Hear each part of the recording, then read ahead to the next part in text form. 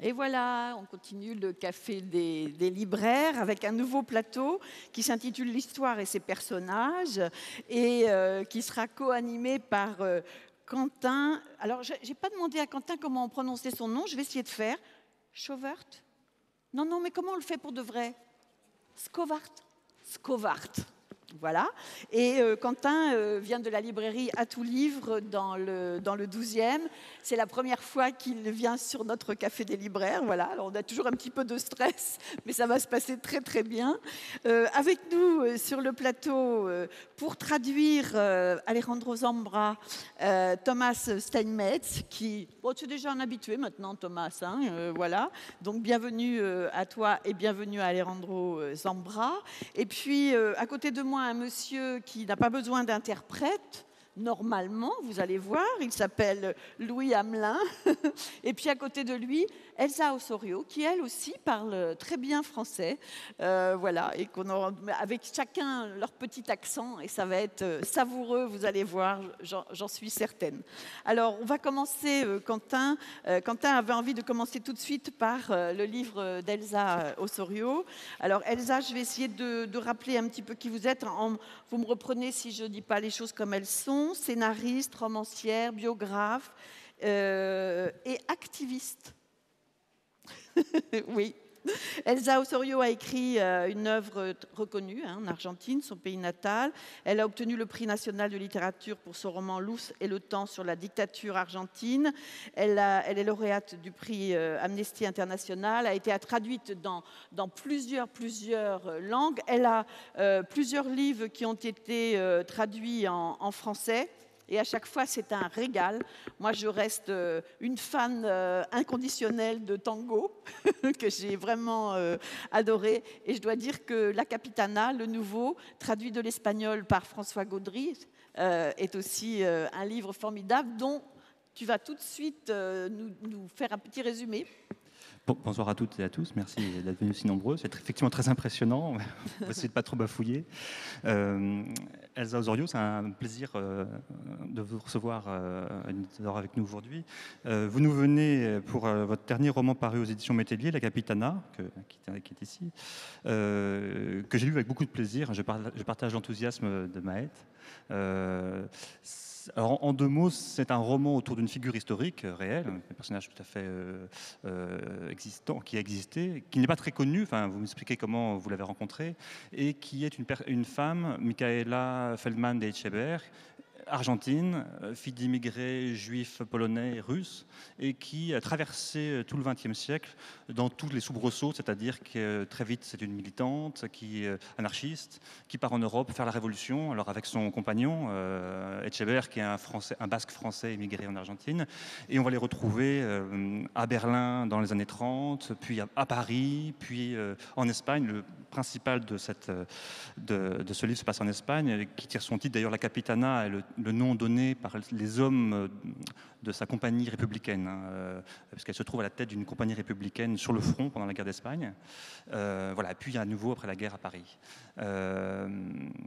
Peut-être, avant de passer sur la première question, vraiment proprement parler sur la question historique, peut-être nous préciser un peu le portrait de cette Micaela Feldman de Echeverri. Bonsoir. Bueno, Micaela Feldman, c'était son nom de jeune fille. Elle est née en Argentine, dans une colonie juive. Et elle a vécu à Buenos Aires quand elle était étudiante. Et après, ils sont allés avec son compagnon en Patagonie et passé quelques années, les années 20. Et qui c'était de terre des aventures. Et après, ils sont venus en Europe parce qu'ils savaient qu'il y avait des organisations plus développées en Europe et ils cherchaient la révolution et ils pensaient que ça allait se passer en Allemagne. Bon, et ils sont en Espagne, après en France, après en Allemagne, et après finalement, ce qu'ils cherchaient en Allemagne, ils le trouvent en Espagne. Et c'est Mika, comme on disait, qui finalement est à la tête d'une colonne du POUM, le Parti ouvrier d'unification marxiste, qui est un peu compliqué. Quelle est la place de ce parti? Parce que bon, il y a des problèmes avec le stalinisme, pas seulement avec le franquisme. Alors bon, ce n'est pas une biographie, c'est un roman. Le choix que je fais les événements que je raconte et la façon répond au roman, pas à une biographie. Et pourtant que j'ai cherché pendant des années, tout ce que j'ai trouvé sur Mica Echeverre et dans des divers pays, surtout en France, où elle a vécu oui, mais après la guerre, à partir des années 30, où j'ai trouvé des carnets et beaucoup de documents. Et elle était aussi quelqu'un qui, ça je ne raconte pas dans le roman, mais elle était très amie à André Breton, à Julio Cortázar. Enfin, c'était quelqu'un d'assez extraordinaire. Moi, j'ai presque envie de dire que si ce personnage n'avait pas existé, il aurait fallu l'inventer. Hein. Oh, c'était incroyable cette vie. Alors justement, pour revenir à la thématique, est-ce que un des problèmes n'était pas d'avoir quelqu'un qui, dans ce que vous avez trouvé, dans les gens qui ont pu en parler, les témoins directs de sa vie, quelqu'un qui est presque déjà statifié dans une position héroïque, qui est de tous les combats, etc. Et est-ce que ça a été une difficulté pour vous? Parce que je trouve qu'une des qualités du roman, c'est de restituer la partie invisible, en fait, la plus commune de la vie de cette femme, la vie quotidienne, ses angoisses de femme.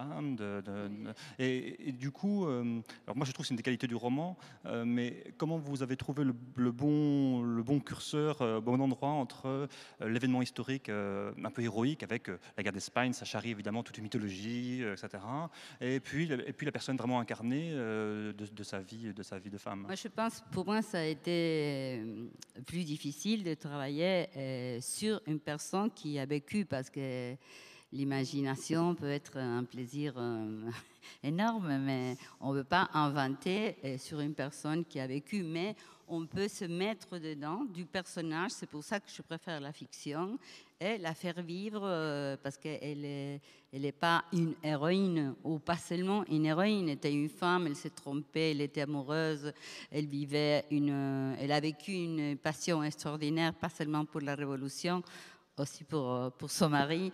Et pour essayer de la comprendre, je dois la prendre comme un personnage des fictions. C'est-à-dire que l'histoire, on l'aide avec l'imagination. Et ces petites histoires font finalement l'histoire.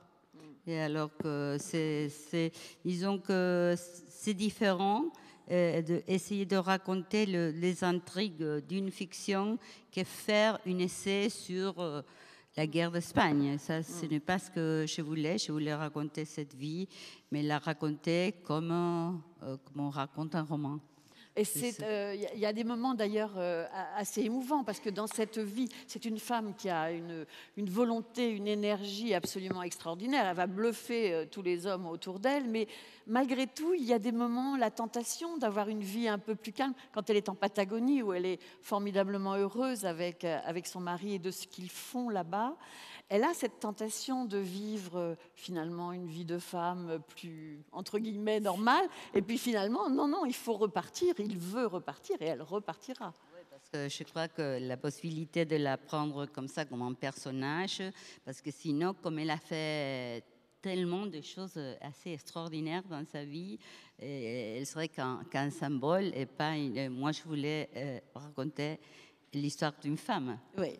D'une femme, d'une vraie femme, ouais. Qui a vécu des choses, qui a vécu tout le parcours du XXe siècle, parce que même quand elle était très âgée, elle a vécu d'une certaine façon, elle s'approchait aux étudiants, mai 68. À Paris, elle était à Paris à ce moment-là. Oui. il y a une chose qui est commune, on en reparlera avec Louis Hamelin et Alejandro ressemblera aux 3 romans, alors sous 3 aspects très différents, c'est la question du secret. C'est-à-dire que dans les 3 livres dont on va s'agir aujourd'hui, le rapport à l'histoire passe par ce prisme-là. Pour ce qui concerne Micaela, c'est le fait qu'elle appartienne dans son militantisme la plupart du temps à des organisations qui sont interdites, à Berlin notamment. Et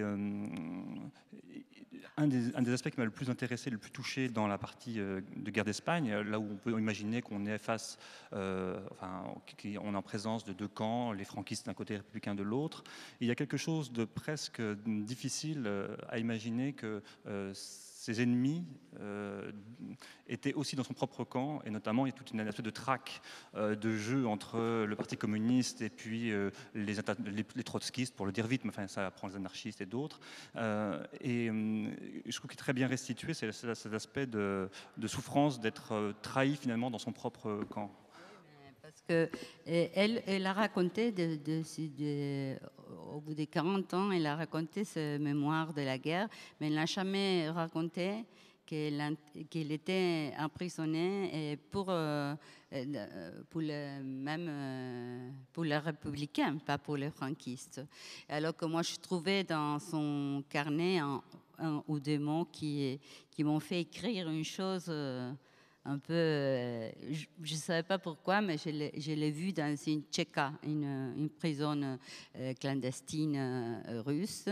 Et finalement, 2 ans après, je trouve dans les mémoires d'une anarchiste qui était chef d'une brigade, qu'il est allé sauver Mika de la prison parce qu'il était emprisonné pour, disons, comme terroriste mais dans le même, pour les républicains et pas pour les franquistes.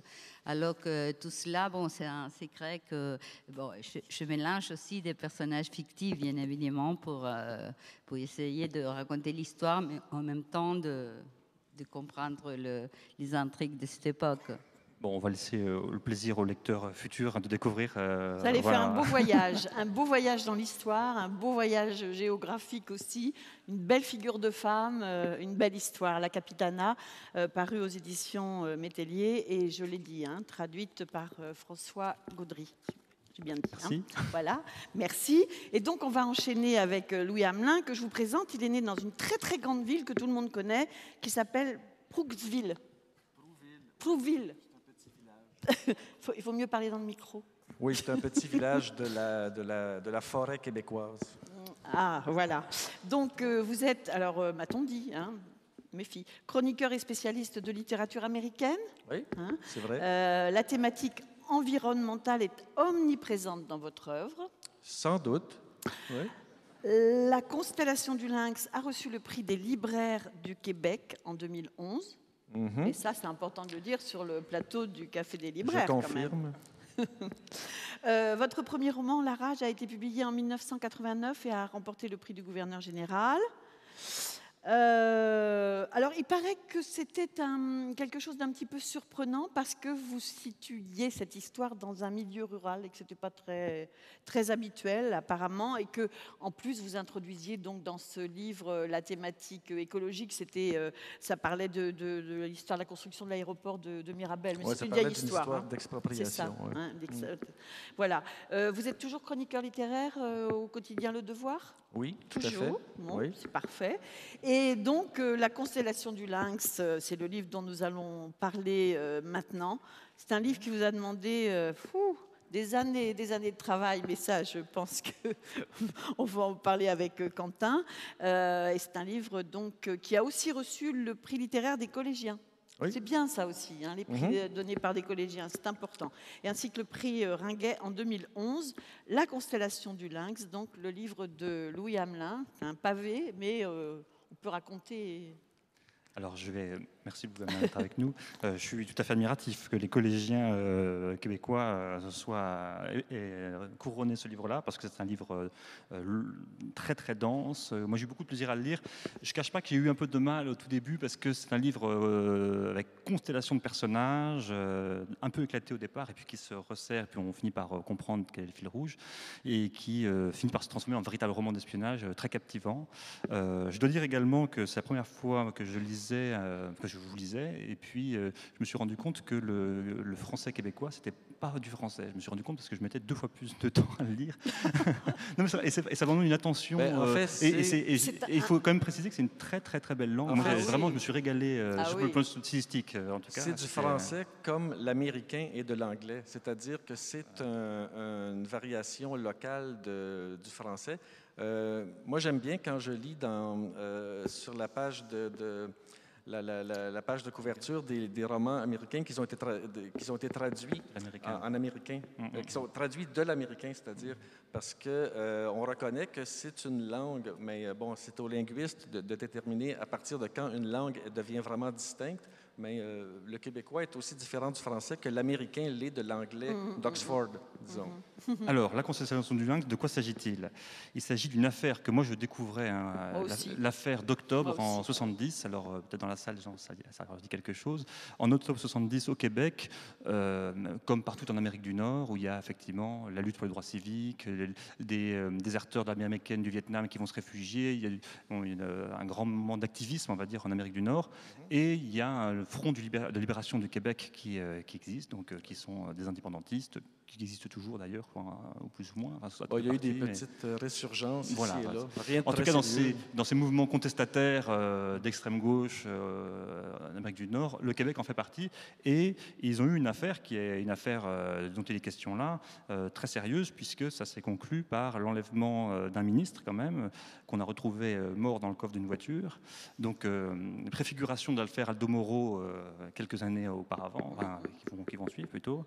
Et puis, l'enlèvement également du délégué commercial, je crois, anglais ou britannique en poste. Il s'appelait James Crotts dans la vraie vie. Là, Voilà, donc des grosses manifestations. L'armée, donc l'état d'urgence qui est décrété au Québec, à Montréal, donc l'armée qui vient descendre dans les rues, donc une affaire d'État de très grande importance, que je l'ignorais complètement. La trame historique du roman, c'est celle-là. Le fil conducteur, c'est Samuel Nihilo, un jeune écrivain, 30 ans après, ne veut pas croire, pour plein de raisons, à l'histoire officielle de cette affaire, et se lance dans une longue enquête pour retrouver les acteurs directement de cette affaire-là, et les chroniqueurs de l'époque. Voilà. Et donc vous avez un portrait formidable des années 70 au Québec. Combien d'années de travail?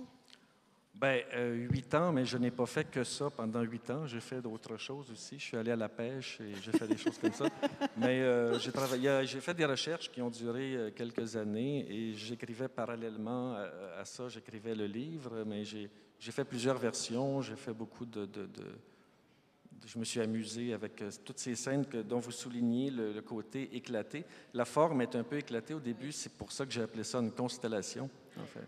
Il faut trouver son chemin. Et alors, à l'inverse d'Elsa Osorio, qui, elle, a son objet historique tout constitué, qui est incarné par une figure, vous, le sujet même du livre est le fait de pouvoir établir l'événement historique lui-même. C'est-à-dire que plus on avance dans ce roman, plus on est chez John le Carré.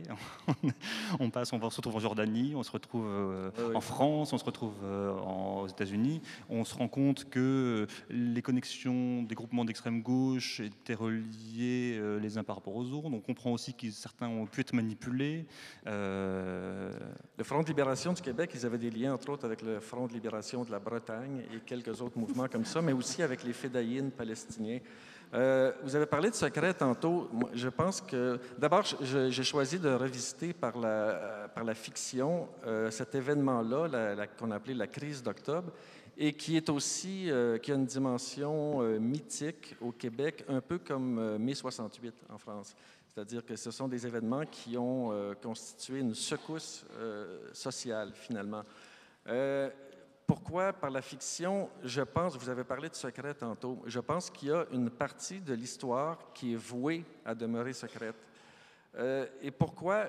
C'est parce que sur le terrain, il y a des gens qu'on appelle agents secrets ou membres de la police secrète ou espions, peu importe comment on les appelle, agents doubles, dont le métier est justement de faire en sorte que leurs agissements demeurent secrets. C'est pour ça que les Britanniques, pendant la Seconde Guerre mondiale, avaient décodé le système de communication des Allemands. Et on ne l'a su, le public ne l'a su que 30 ans plus tard, dans les années 70. C'est pour ça aussi que les séparatistes irlandais ont essayé, semble-t-il, de tuer la reine Victoria à la fin des années du 19e siècle et qu'on ne l'a appris par un historien que 130 ans plus tard. On a appris, c'est-à-dire que c'était un coup monté de toutes pièces par les services secrets britanniques. Alors, il y a une partie de l'histoire qui nous demeure secrète.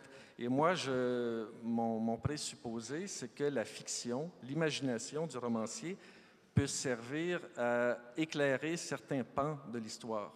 C'est ce que j'ai tenté de faire avec ce livre-là. Alors, évidemment, vous avez changé les noms. J'ai changé les noms des principaux protagonistes pour des raisons légales, surtout, parce que c'est des événements qui sont vieux de 40 ans, donc il y a tout plein de gens, surtout si on parle des ravisseurs, des kidnappeurs eux-mêmes, qui étaient des gens dans la jeune vingtaine, qui sont encore vivants aujourd'hui. Alors, on ne peut pas... j'ai pas voulu faire un livre historique, j'ai voulu faire un roman, j'ai voulu m'approprier cette histoire-là. Je pense qu'il y a une partie de l'histoire qui n'est atteignable que par l'imagination, par l'invention, par la fiction, en fait. Alors, c'est ce que... Et je prétends pas que je raconte la vérité, mais je prétends que je raconte une version de ces événements-là qui est plus vraisemblable, à la limite, que la version officielle qui nous est parvenue. Vous avez dit un très très beau texte hier, je l'avais pris et je l'ai oublié évidemment, un très beau texte hier soir au moment de l'ouverture justement sur la fiction et le réel. C'était vraiment, je pense que c'est quelque chose qui vous tient à cœur, je pense. Bien, l'histoire d'abord comme matériau du roman, de la fiction, c'est un peu incontournable, c'est-à-dire, je pense que c'est assez rare qu'on lit des romans qui ne font pas au moins allusion à une réalité socio-historique, disons. Bon, le traitement qu'on choisit d'en faire, ça, c'est selon, ça dépend de chaque romancier. On peut traiter l'histoire par la parodie, par le roman d'espionnage, par de toutes sortes de façons, y compris par les plus burlesques, en fait. Moi, j'en ai fait une sorte effectivement, de roman d'espionnage un peu éclaté. Ouais. Mais qui n'est pas sans humour, parce que justement, il y a des choses très très drôles, parce qu'on imagine, vous décrivez donc ces deux groupuscules séparés, donc qui vont enlever simultanément deux personnalités importantes. Et puis c'est vrai que tel que vous le décrivez, il y a un côté, c'est des jeunes gars un peu échevelés, un peu piniclés, un peu amateurs, et on bascule entre ces gars qui sont entre eux, dont la préoccupation c'est d'aller chercher quand même de pas tomber en rate de bière pendant le moment où ils sont enfermés, et puis tout d'un coup les services secrets, etc. Ouais. Et c'est vrai que l'écart entre les deux réalités fonctionne vraiment très très bien du point de vue du roman, moi je trouve. Bien, je trouve ça vraiment intéressant de côtoyer ici des auteurs argentins, chiliens, uruguayens, parce que ces jeunes gens québécois de l'époque, 1970, ont agi, entre autres, sous l'influence des mouvements révolutionnaires d'Amérique du Sud, comme les Montoneros en Argentine, les Tupamaros, mais Tupamaros, c'est en Uruguay. Et il y avait les Montoneros aussi. Est-ce que vous connaissez ça? Oui. Alors, ces gens-là qui réussissaient des kidnappings et qui réussissaient à échanger des prisonniers politiques contre la vie de l'ambassadeur d'Allemagne, par exemple. Au Brésil, ça s'est fait aussi avec un certain succès. Eh bien, des jeunes Québécois ont pensé qu'ils pouvaient réussir la même chose au Québec, dans une société développée du Nord. Et voilà, ça n'a pas fonctionné.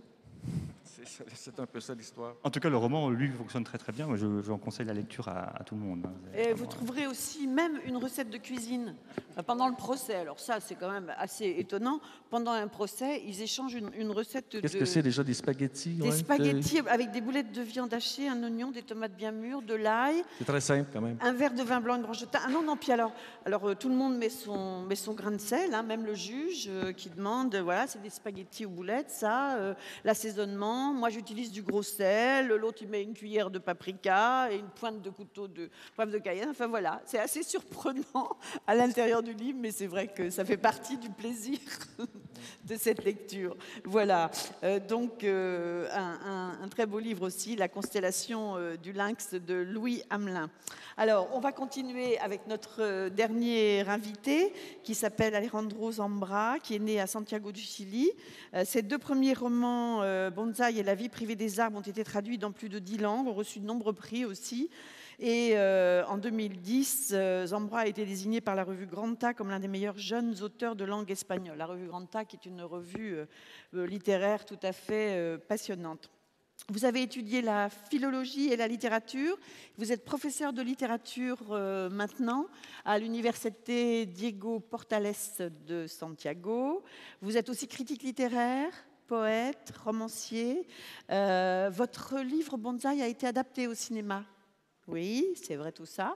Et voilà. Et donc, on va parler aujourd'hui d'un livre qui s'intitule Personnages secondaires, qui a été traduit par Denise Laroutis et qui est paru aux éditions de l'Olivier. Bonsoir. Bonjour. Alors déjà, je voudrais remercier la traductrice parce que je trouve que le titre en français, Personnages secondaires, est très très indiqué et marche très très bien, peut-être mieux que le titre original qui est Formas de volver a casa. Et Personnages secondaires, je vais commencer juste par là parce que c'est un livre dont il est difficile de parler puisqu'il n'en est pas tenu par une histoire, alors pour le coup au sens propre tel que décrit par César Osorio et Louis Hamelin. Personnage secondaire, c'est quelque chose d'un peu polysémique, c'est-à-dire que c'est à la fois un personnage de second plan, qui est moins important, et aussi ces personnages qui vient chronologiquement après. Et le narrateur de ce livre-là est un personnage qui vient après, puisqu'il va parler de l'histoire qui est son histoire aussi, de ses parents, qui étaient donc adultes pendant la dictature de Pinochet. Lui est un enfant, il a vécu cette période historique avec une vie d'enfant, c'est-à-dire sans avoir conscience forcément du moment historique dans lequel il était. Et je trouve ça vraiment très très bien rendu dans le titre, personnage secondaire, l'idée qu'un personnage secondaire d'une histoire dont il est pourtant l'acteur doit en faire juste le roman ou le commentaire parce qu'il n'a pas pu être acteur de cette histoire-là. Muchas gracias por la invitación. Merci beaucoup pour votre invitation. Me disculpo por no hablar francés. Je vous prie de m'excuser de ne pas parler français. Pero creo que sí lo entiendo. ¿No? Y, o tal vez no lo entiendo bien, lo que puede ser una ventaja. ¿No? Donc, je ne parle pas français, toutefois je pense le comprendre. Peut-être que je ne le comprends pas très bien, mais ça pourrait se révéler un avantage. C'est Así possible. contesto lo que quiero contestar y bueno. Creo que el título, a mí me gusta mucho el título en francés. Moi, j'aime beaucoup le titre français qui a été choisi. Creo que es un gran acierto de la editora y de la traductora. C'est une belle trouvaille, ils ont mis dans le mille. Y claro, es el título de la primera parte en la novela en español. Bon, il se trouve que dans le roman, c'est le titre de la première partie. Y es una tensión que recorre todo el libro, ¿no? Es un tema, es una imagen que recorre todo el libro. Mais en fait, il s'agit d'une image et d'un thème qui traverse l'ensemble du livre, qui le parcourt entièrement. También, claro, pone otro énfasis en el libro, ¿no? Mais donner ce titre, c'est une façon de déplacer l'accent, de le faire voir autrement. Y me gusta que sea un énfasis plural, ¿no? Plural. Et j'aime l'aspect de pluralité que ça donne. Sí, o sea, es un título en plural, ¿no? C'est le pluriel du titre qui donne effectivement un aspect de pluralité à l'histoire. Por lo demás, parece que es realmente intraducible el título. Par ailleurs, il semblerait que le titre original espagnol ne soit pas vraiment traduisible. Formas de volver a casa, it's like ways of going home. Les façons de rentrer chez soi. Pero en francés hay que decir chez moi, chez toi, chez soi, y no como en el título maison, sin sujeto. Et donc, en français, le simple fait de ne pas retrouver le mot de maison, de foyer, change en partie le sens. Entonces es muy difícil, o sea, sería tal vez muy contraproducente. Donc, ça serait probablement contre-productif. Decir formas de volver a mi casa. De préciser en disant façon de revenir dans ma maison, dans mon foyer. Porque en buena medida una tensión, también una imagen recurrente en el libro es la pregunta por la casa. Parce qu'effectivement, il y a une image, il y a une question qui traverse l'ensemble du livre, c'est celle de la maison. Yo pienso que los personajes del libro no saben cuál es su casa ni dónde queda. On peut dire que les héros du livre, les personnages du livre ne savent pas vraiment où se trouve, quelle est leur maison. C'est dès le premier paragraphe, puisque vous écrivez « Un jour, je me suis perdu, j'avais 6 ou 7 ans, j'étais distrait, je marchais, et tout à coup, je n'ai plus vu mes parents. J'ai eu peur, mais je me suis remis en route aussi vite, et je suis arrivé chez moi avant eux. Ils étaient dans tous leurs états, me cherchaient partout. Mais ce soir-là, j'ai cru que c'était eux qui s'étaient perdus, que je savais retourner chez moi et pas eux. » Voilà, tout de suite, on est dans cette idée de perte, de retour. Et personnage secondaire, je voulais juste aussi... Un personnage secondaire, par exemple, dans un film ou au théâtre, c'est un personnage que l'on voit moins, qui est moins visible, mais donc qui a plus le temps de regarder aussi ce qui se passe autour de lui. Il a plus le temps d'observer les autres et les événements. La multitud, ¿no? La multitude, la foule. El anonimato, el antiheroísmo, no en el sentido de ser antagonistas, sino son personajes que aparentemente no tienen una dimensión heroica o una dimensión heroica explícita. Ce sont des personnes anonymes, ce sont des personnes qui n'ont pas cette dimension héroïque des personnages de premier plan. Alors, il faut quand même dire, pour les gens qui n'ont pas encore lu le roman, que le narrateur est donc un enfant des années 70, rappelle effectivement les années Pinochet au Chili. On comprend que c'est... enfin, il va comprendre lui-même d'ailleurs, après coup, que ses parents ont traversé cette période-là presque de façon neutre, en subissant les événements comme ça. Et l'événement fondamental du livre, en tout cas, c'est une histoire d'amour. Il est amoureux d'une fille de son quartier qui, elle, semble avoir un secret. Voilà. Alors, et l'entrée dans la grande histoire passe par et cette fille et le secret qu'elle garde avec sa famille. Toujours avec cette idée du secret dont je déroulais avec Elsa Azorio et Louis Hamelin, est-ce que vous pouvez nous en dire un mot? Le secret. Un mot sur le secret.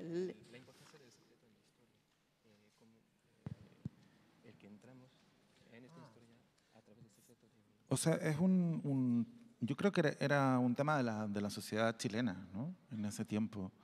C'était un thème important dans la société chilienne à l'époque. Los secretos, el silencio. Les secrets, le silence. La diferencia o la confusión entre el silencio y el silenciamiento. C'est la différence entre le silence et la réduction au silence, le fait d'être réduit au silence. O sea, entre querer guardar un secreto y estar obligado a guardar ese secreto. Entre le secret choisi et le secret contraint. Creo que también eso recorre todo el libro al comienzo de forma explícita. Je pense que c'est quelque chose qui parcourt également l'ensemble du livre, au début de manière explicite. Y luego también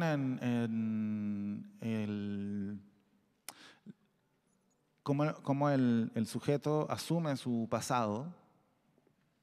Et par ailleurs, la façon dont le sujet assume son passé. e intenta formularlo et cherche à le formuler y dialoga con algo ficcional.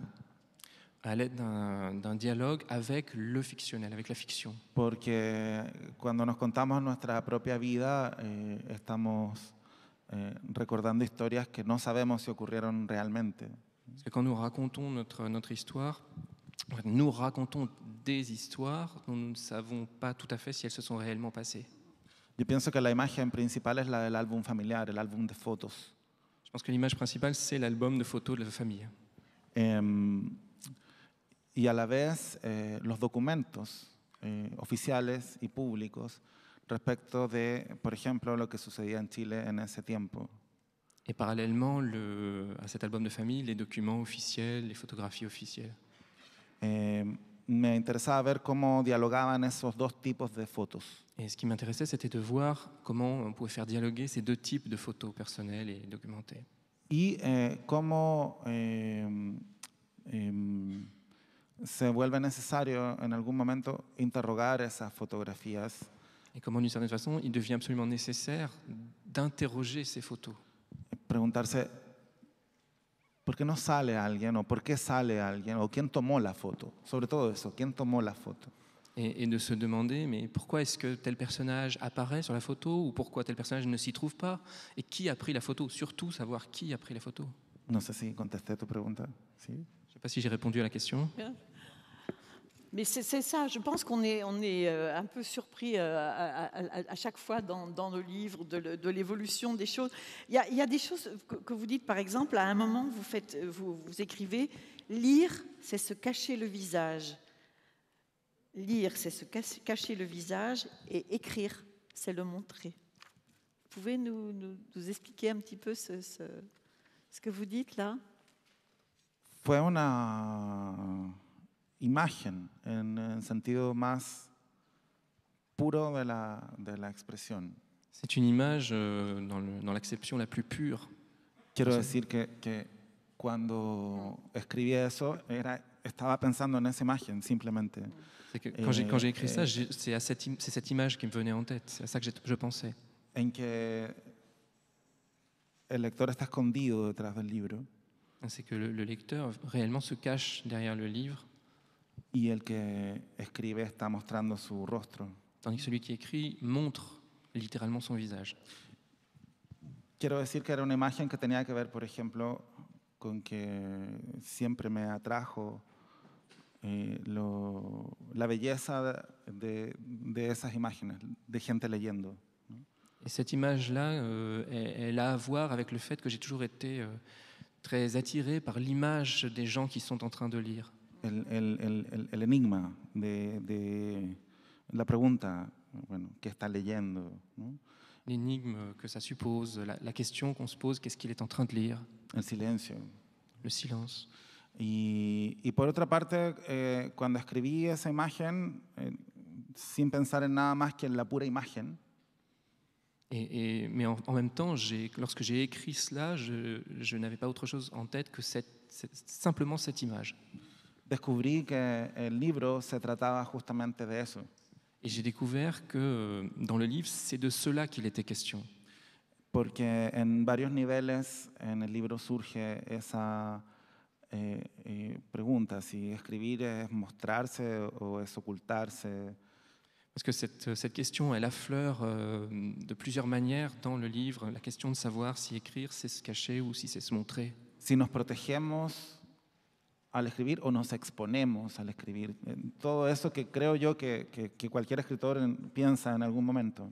Si le fait d'écrire, c'est se protéger ou au contraire s'exposer. Enfin, ce sont des questions, je crois, que n'importe quel écrivain se pose à un moment lorsqu'il... Y también la situación extraña y en alguna medida abrumadora de convertirse uno mismo en el lector del libro que escribe.